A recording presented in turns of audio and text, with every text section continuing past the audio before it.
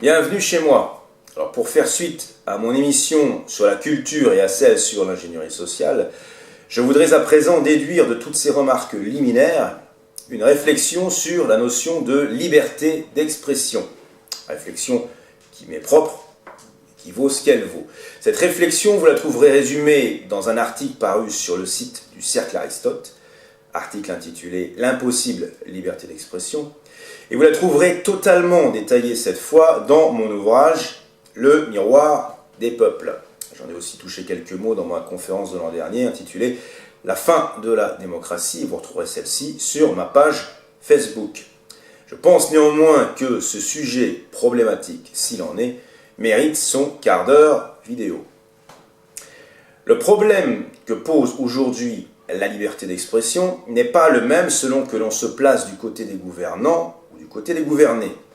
D'un côté, en effet, la puissance que la liberté d'expression offre au peuple est difficile à canaliser.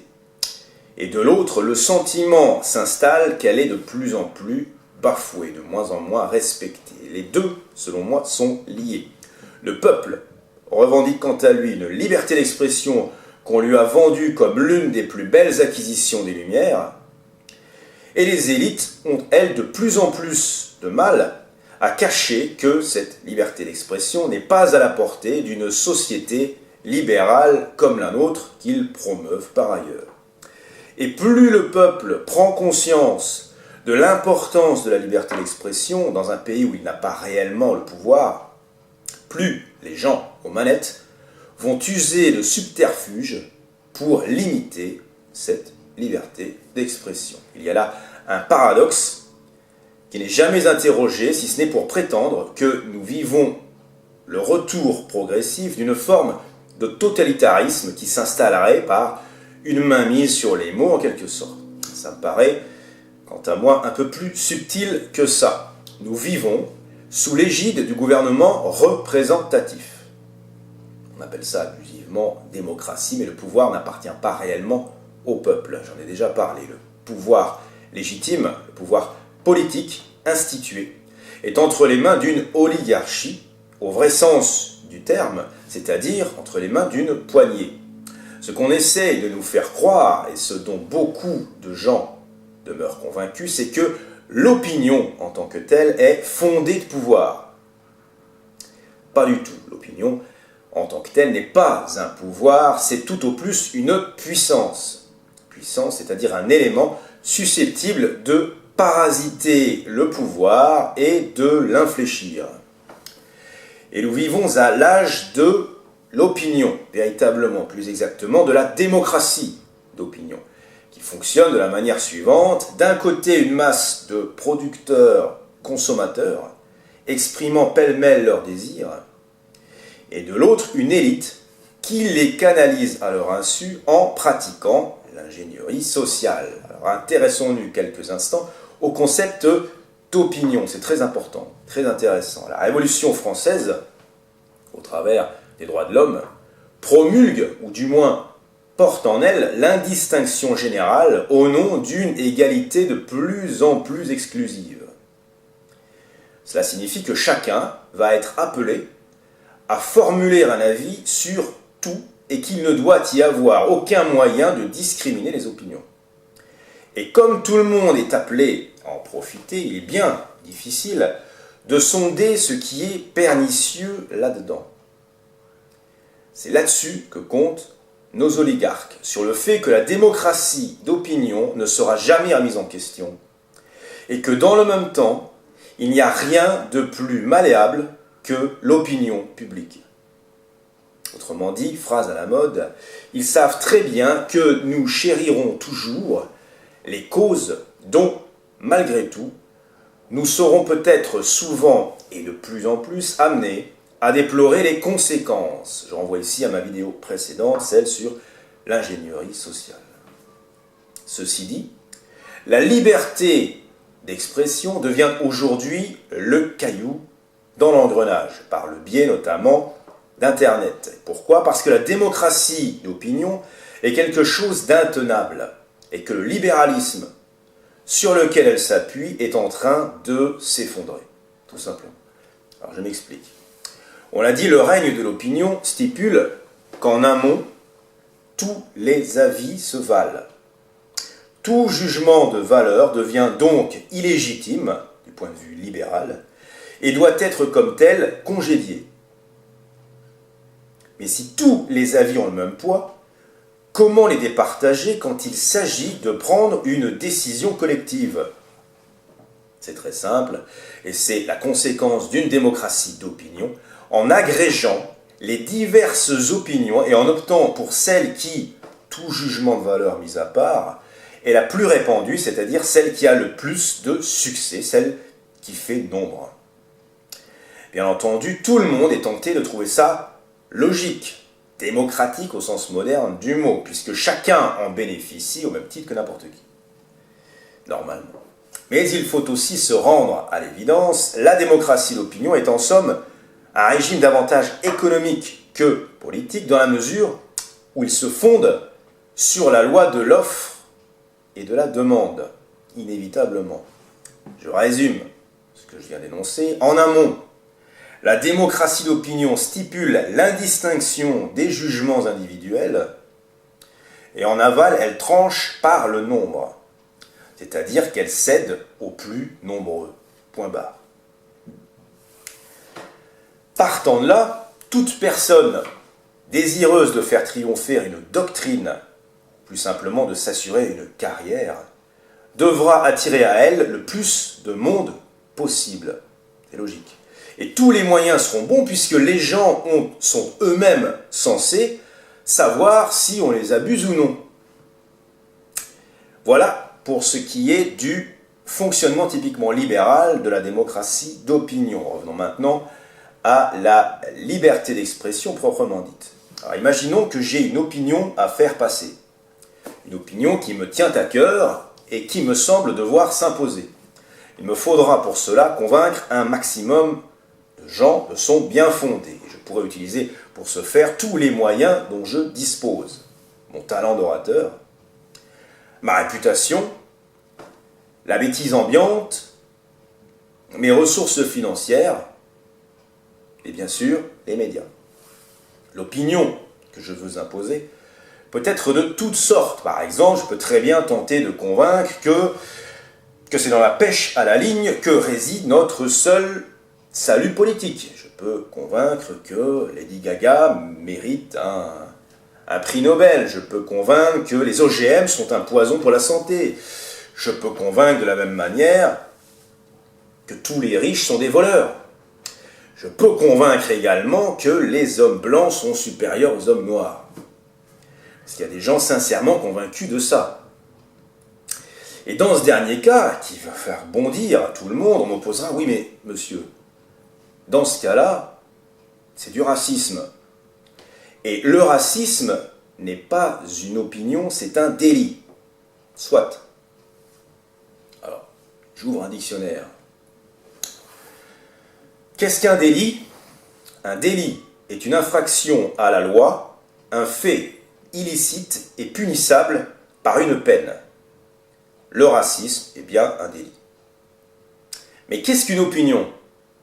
Une opinion, je lis, est un jugement personnel que l'on porte sur une question et, c'est important, qui n'implique pas que ce jugement soit obligatoirement juste. Donc, le racisme, selon le dictionnaire, avant d'être un délit, c'est bel et bien une opinion. Le racisme, stricto sensu, est une opinion. Là, je risque gros en disant cela. Pourquoi laisser entendre le contraire dans ce cas ? Eh bien parce que dans une démocratie d'opinion, comme son nom l'indique, on sanctifie l'opinion en tant que telle. Par conséquent, toute opinion doit être bonne. Bonne en soi, et toute opinion mauvaise, comme le racisme, doit se voir refuser tout bonnement le statut d'opinion. Sinon, on ne s'en sortirait plus, il faudrait faire appel à l'intelligence, et mon Dieu, quelle horreur ! Bien sûr, c'est totalement hypocrite.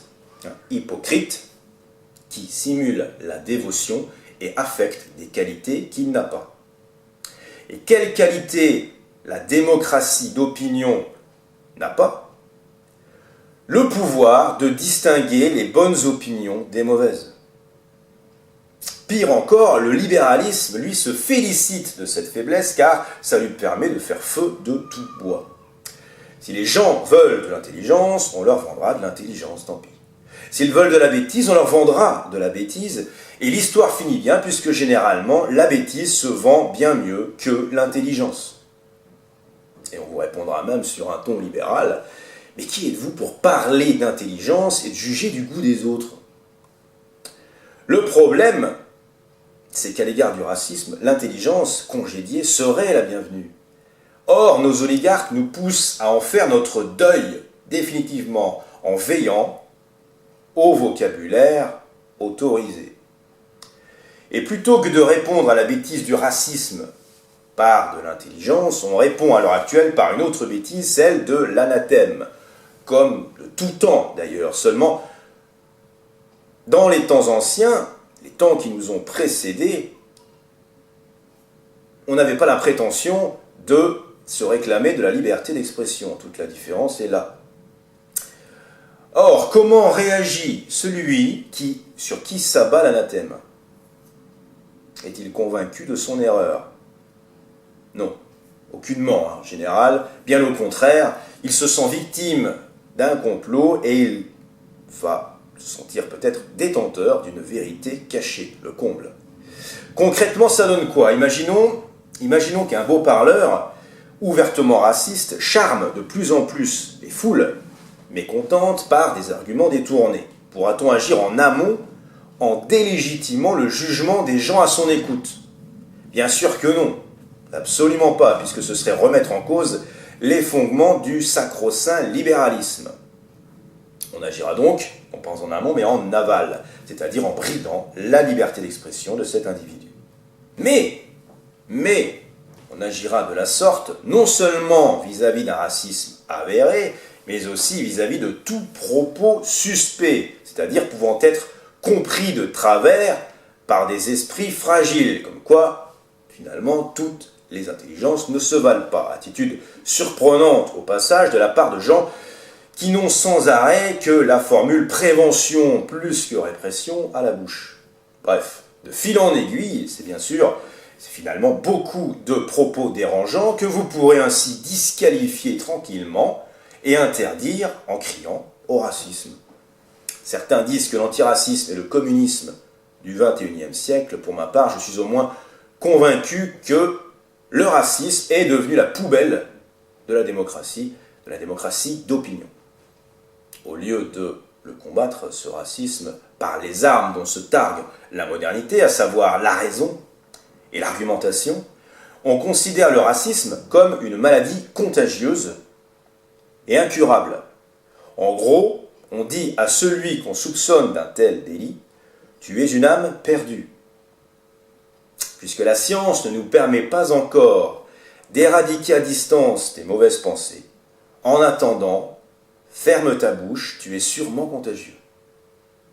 Démocratie de masse, la contagion, est en effet un problème sérieux, en tout cas un problème à prendre au sérieux par qui? Par l'ingénieur social, c'est-à-dire le berger, chargé de faire croire aux moutons qu'ils sont libres et intelligents. Et toute personne difficile à canaliser relativement aux fluctuations de l'opinion et à son instrumentalisation officielle sera taxée de populisme. Alors ce sera l'objet de la prochaine vidéo. Et on verra ce que nos hypocrites en chef entendent par là, mais aussi l'ambivalence du peuple à l'égard du populisme, la prochaine fois. Je referme le gros dossier du racisme, et je ferai peut-être plus tard aussi une émission sur le détournement moral que permet l'accusation de racisme portée à tout bout de champ. Ce que je vous invite à retenir est ceci. Alors que les temps anciens fonctionnaient sur une censure totalement assumée vis-à-vis de l'expression en public, la modernité a opté pour une dilution des propos qui dérangent dans un flux continu d'opinion. Autrement dit, on est passé, comme dirait l'autre, du paradigme du ferme ta gueule à celui du cause toujours, qui nécessite à nos oligarques bien moins de boulot. Explication. Quelle que soit la pertinence de mon propos actuel, de tout ce que je viens de dire, de ma démonstration, mon propos n'excédera pas un petit cercle d'auditeurs et sera dilué dans la globalité du divertissement en ligne. Mais si jamais cette vidéo commence à faire parler d'elle, si elle fait nombre, il faudra que les tenants de l'autorité libérale, les politiques et les médias officiels interviennent selon la logique des temps anciens, c'est-à-dire revenir à la censure. On pourra dire par exemple qu'ayant dit que le racisme était une opinion, ce qui est sacrilège, je suis susceptible de contribuer à son essor. Il doit être regardé comme quelqu'un de dangereux. Voilà ce que je voulais dire au sujet de la liberté d'expression à notre époque, de la logique libérale totalement bancale et néanmoins plébiscitée sur laquelle elle s'appuie, et de l'hypocrisie de nos dirigeants bergers lorsqu'ils sont pris en défaut de mainmise sur nous autres, les moutons. J'ai abondamment utilisé l'exemple de la chasse au racisme, car le racisme et ses nombreuses déclinaisons, sexisme et antisémitisme en particulier, me semblent être la pierre de touche sur le dossier de la liberté d'expression. Et contrairement à nos oligarques, j'ai fait le pari de l'intelligence des concitoyens à mon écoute. Voilà. Si cette démonstration vous a intéressé, n'hésitez pas à la plébisciter et à la partager. Je vous remercie de votre écoute, encore une fois, et vous retrouve prochainement pour parler donc du fameux populisme. À bientôt.